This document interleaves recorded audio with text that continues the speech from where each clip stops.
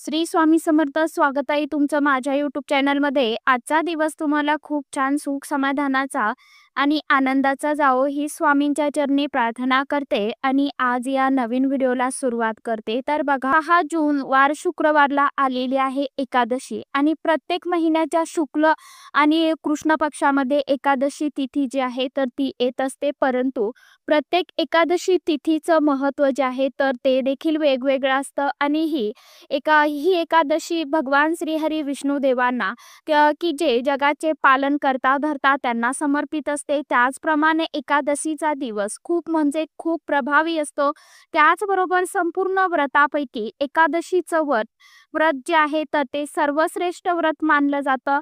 अशी सुद्धा मान्यता आहे की एकादशीचं व्रत हे देवी देवतांना देखील असतं आणि त्यामुळेच माता तुळशी मातेला देखील व्रत असतं. एकादशीचं व्रत केल्याने वैकुंठ प्राप्ती होते.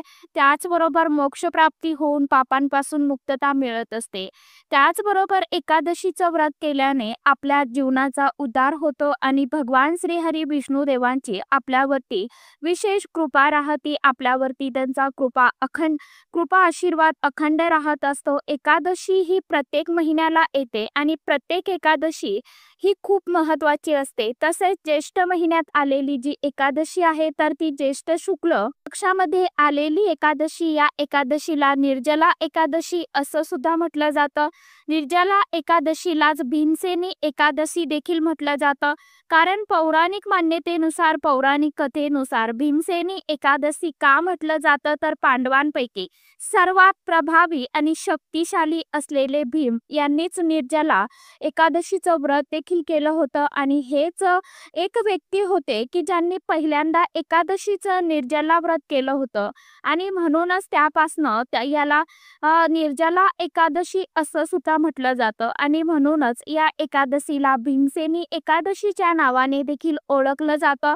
त्याचप्रमाणे ही एकादशी खूप म्हणजे खूप प्रभावी आहे अशी सुद्धा मान्यता आहे की 24 एकादशीचं व्रत ज्याला शक्य होत नाही त्यांनी निर्जला एकादशीचं व्रत जर केलं तर या व्रताचं संपूर्ण व्रत केल्याचं पूर्ण फळ जे आहे तर ते आपल्याला मिळत असतं. परंतु निर्जला एकादशीच्या दिवशी काहीही न खाता काहीही न पिता हा उपवास करायचा असतो आणि म्हणूनच एकादशीला निर्जला एकादशी म्हणजेच निर्जल राहून न अन्न खायचं आहे न पाणी प्यायचं असतं आणि म्हणूनच या एकादशीला जर निर्जला उपवास तुम्ही करत असाल तर तुम्हाला खूप मोठं पुण्यफळ जे आहे तर ते मिळत असतं. आता बघा, या दिवशी निर्जला उपवास करणं शक्य होत नाही. मग या सोबतच काही उपाय जर आपण केले तर ते देखील खूप म्हणजे खूप प्रभावी ठरत असतात. 100% त्या उपायाचं फळ जे आहे तर ते आपल्याला मिळत असतं. फक्त आपल्या मनामध्ये श्रद्धा असणं गरजेचे आहे आणि आपण किती विश्वासाने उपाय करतो हे देखील तितकंच महत्त्वाचं आहे आणि आपले कष्ट देखील आपल्याला करणं गरजेचंच आहे. कारण प्रत्येक व्यक्तीच्या मनात कुठली ना कुठली तरी इच्छा असतेच, अगदी तुमच्यापासून ते माझ्यापर्यंत, आणि ती इच्छा पूर्ण करण्यास आपण खूप प्रयत्न मेहनत देखील करत असतो. परंतु कधी कधी काही वेळा काय होतं तर आपल्या त्या इच्छा ज्या आहेत तर त्या पूर्ण होत नाही.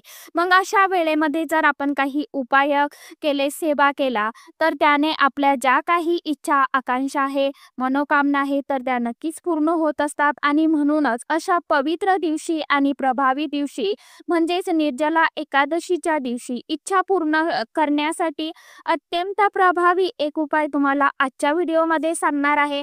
भगवान विष्णू देवांना तुम्हाला एक वस्तू जी आहे तर ती अर्पण करायची आहे. कारण हा दिवस जो आहे तर तो भगवान श्री हरी विष्णू देवांना समर्पित असलेला मानला जातो. या दिवशी भगवान विष्णू देवांना फक्त ही एक वस्तू अर्पण करायची आहे. ही वस्तू अर्पण केल्याने तुमच्या मनातील कठीणातील कठीण इच्छा 100% पूर्ण होईल. तर आता काय करायचं आहे, उपाय कशा पद्धतीने करायचा आहे, कोणती गोष्ट आपल्याला, कोणती वस्तू आहे ती आपल्याला रंगांना अर्पण करायची आहे म्हणजेच विठ्ठलांना अर्पण करायची आहे, याविषयीची संपूर्ण माहिती मी आजच्या या नवीन व्हिडिओमध्ये तुमच्या बरोबर शेअर करणार आहे. त्यामुळे तुम्ही हा व्हिडिओ स्किप न करता शेवटपर्यंत नक्की बघा. चॅनलवरती तुम्ही जर हा व्हिडिओ पहिल्यांदा बघत असाल तर चॅनलला आवर्जून सबस्क्राईब करा आणि असेच नवनवीन माहितीपूर्ण व्हिडिओ बघण्यासाठी समोरील बेल आयकॉनलाही प्रेस करा। त्यामुळे काय होईल, जेव्हा कधी मी नवीन व्हिडिओ अपलोड करेन तर सर्वात अगोदर त्याचं नोटिफिकेशन तुम्हाला मिळेल आणि तुम्ही एकही व्हिडिओ मिस करणार नाही। तर बघा, येत्या 6 जूनला म्हणजेच शुक्रवारी आलेली आहे एकादशी, निर्जला स्मार्त एकादशी, यालाच भीमसेनी एकादशी देखील म्हटलं जातं। या एकादशीच्या दिवशी भगवान विष्णू तत्व इतर दिवसांपेक्षा कितीतरी हजार पटीने सक्रिय झालेले असतात। भगवान श्रीहरी विष्णुदेवांची आपल्यावरती अखंड कृपा राहावी, आपल्या कुटुंबावरती, घरावरती त्यांचा सदैव आशीर्वाद राहावा, त्यासाठी या दिवशी भगवान विष्णुदेवांची आणि माता लक्ष्मीची विशेष पूजा आराधना केली जाते। आपल्याला करायची आहे, कधी कधी आपल्या मनामध्ये काही इच्छा असतात आणि त्या इच्छा पूर्ण करण्याचा आपण खूप प्रयत्न मेहनत करूनही करत असतो, प्रयत्न करूनही काही वेळा त्या इच्छा ज्या आहेत तर त्या पूर्ण होत नाही, अधुऱ्या राहतात। मग तर बघा, ती नोकरी संबंधित असेल आता इच्छा तुमची, किंवा इतर कुठे असो, एखाद्याला खूप शिक्षण झालेलं असतं परंतु मनासारखी योग्य नोकरी मिळत नाही, नोकरीसाठी इंटरव्ह्यू चांगले जात नाही, परंतु काय कारण असतं, नोकरीमध्ये अडथळे येतात, एखाद्याला व्यवसायामध्ये हवी तशी प्रगती होत नाही, व्यवसायाला स्टार्टअप करायचं असतं परंतु काहीतरी अडथळे येत असतात, किंवा त्याचप्रमाणे लग्न जोडण्यासह लग्नाचे योग जुळून येत नाही, मनासारखा आपल्याला वर मिळत नाही, वधू मिळत नाही, तसेच नोकरीमध्ये हवी तशी प्रगती होत नाही, व्यवसायामध्ये हवी तशी प्रगती होत नाही, लग्नाला पुष्कळ वर्ष झालेले आहेत तरीही संतान प्राप्ती होत नाही, संतान प्राप्तीचे योग मिळालेले नाही। तर अशा वेळेस या प्रत्येक इच्छापूर्तीसाठी तुम्ही हा जो उपाय आहे तर तो आवर्जून करू शकता। आता मग हा उपाय आता कुणी करावा, तर स्त्री असेल, पुरुष असेल असो, अगदी लहान मुलं असतील म्हणजे करण्यासारखे, किंवा मुली असतील, मोठ्यांपर्यंत प्रत्येक जण हा उपाय करू शकतं, तसं कुठलंही बंधन नाही। त्याचप्रमाणे आपल्या जवळच्या व्यक्तीच्या इच्छा पूर्ण करण्यासाठी देखील तुम्ही हा जो उपाय आहे तर तो आवर्जून करू शकता। तुम्हाला या दिवशी सकाळी लवकर उठायचं आहे, स्नान करायचं आहे, फक्त तुम्हाला जर पिरियड्स असेल, सुतक असेल तर मग अशा वेळी तुम्ही हा उपाय करू नका, कारण हे उपाय धार्मिक असतात, त्यामुळे हे उपाय करणं शक्य नाहीये। तर आता काय करायचं आहे, तुम्हाला सकाळी लवकर उठायचं आहे, उठल्याबरोबर आंघोळ करून घ्यायची आहे, आंघोळ करत असताना आंघोळीच्या पाण्यामध्ये थोडंसं गंगाजल टाकायचं आहे, थोडंसं तुम्हाला हळद टाकायची आहे आणि त्या पाण्याने तुम्हाला स्नान करायचं आहे। या दिवशी शक्य झाल्यास पिवळ्या रंगाचे कपडे घाला, मग पिवळा रंग हा भगवान विष्णू देवांना खूप म्हणजे खूप प्रिय आहे। त्याचबरोबर आपला शुक्र ग्रह जर बलवान बनवायचा असेल तर पिवळ्या रंगाचे उपाय देखील सांगितले जातात। शुक्र ग्रहाचा संबंध धनाशी असतो, तो प्रगतीशी असतो, म्हणून प्रगतीचे मार्गात अडथळे येत असेल तर या दिवशी भगवान विष्णू देवांची पूजा करत असताना पिवळ्या रंगाचे वस्त्र परिधान करून पूजन करा।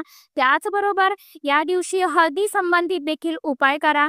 या दिवशी तुम्हाला भगवान विष्णू देवांची विशेष पूजा करायची आहे।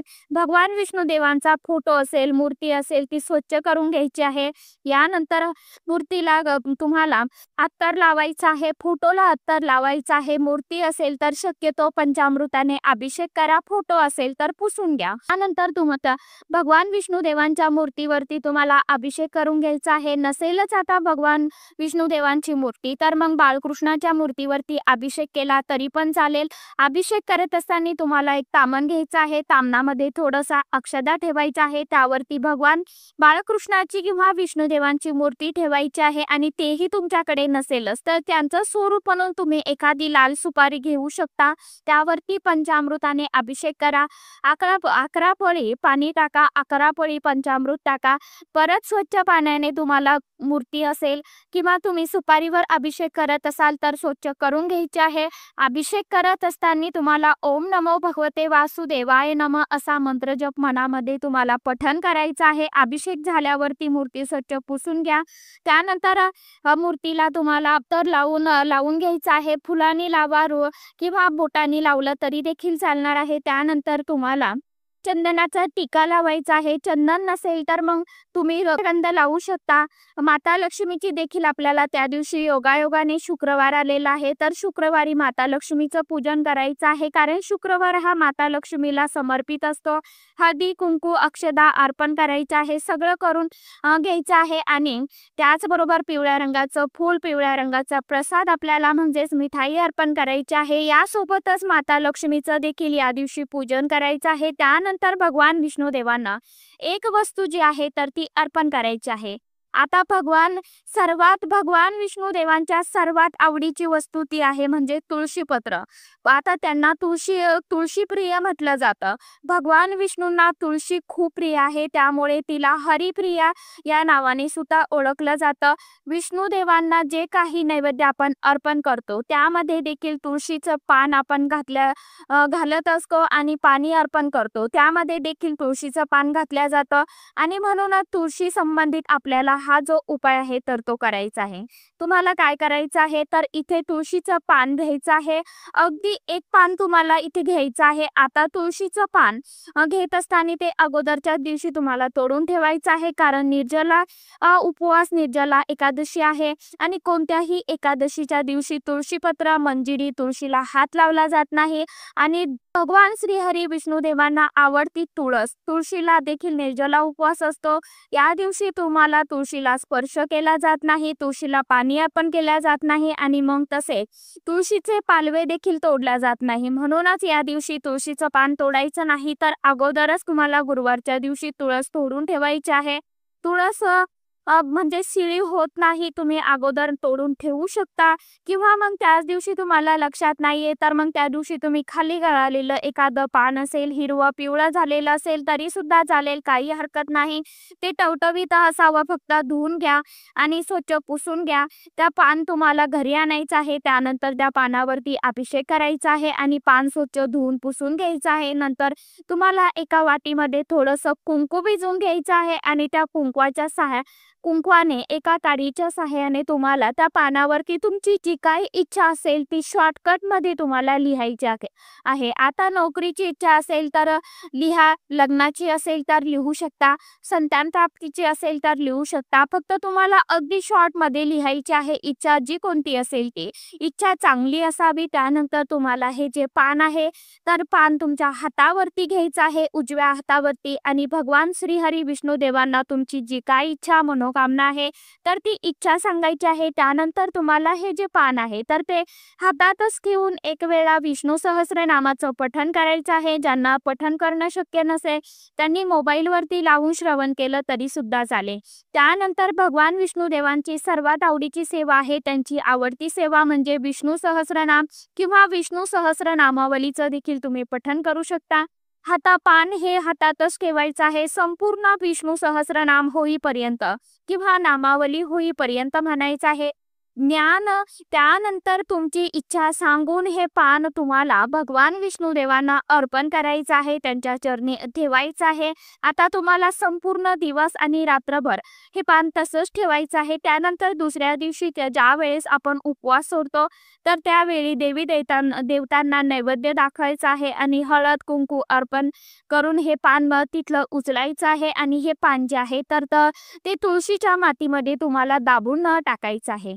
त्यानंतर तुळशीला देखील पाणी अर्पण करून तुळशीचं पूजन करून नैवेद्य अर्पण करायचं आहे. अशा साध्या आणि सोप्या पद्धतीने तुम्हाला हा जो उपाय आहे तर तो करायचा आहे.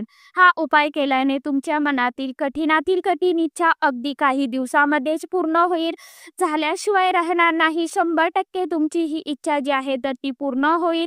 कितीही कठीण इच्छा असू द्या किंवा जे काही नशिबात आहे ते तर मिळेलच, परंतु जे नशिबात नाही ते सुद्धा ह्या उपायाने नक्कीच मिळेल. फक्त आपल्याला सेवा करणं गरजेचं आहे, आपला विश्वास तेवढा गरजेचा आहे. आपण किती मनापासून आणि श्रद्धेने सेवा करतोय हे तितकंच महत्वाचं आहे. कोणतीही सेवा उपाय करताना मनापासून आणि पूर्ण श्रद्धेने विश्वासाने केली तर तुम्हाला हवे ते मिळाल्याशिवाय राहणार नाही. तर सांगितल्याप्रमाणे आवर्जून तुम्ही शुक्रवारी हा जो उपाय आहे तर तो करून बघा. नक्कीच तुम्हाला उपायांचं सेवेचं फळ जे आहे तर ते लवकरात लवकर मिळेल. झालेली सेवा जी आहे तर ती स्वामींच्या चरणी रुजू करते आणि आजच्या व्हिडिओचा इथेच एंड करते. तर चला, आजच्या व्हिडिओमध्ये इतकीच माहिती होती. कशी वाटली नक्की सांगा. व्हिडिओ आवडला तर चॅनलला आवर्जून लाईक, शेअर, सबस्क्राईब जरूर करा. भेटूया नवीन माहितीसोबत, नवीन व्हिडिओसोबत. तोपर्यंत सर्व माझ्या यूट्यूब परिवाराला श्री स्वामी समर्थ.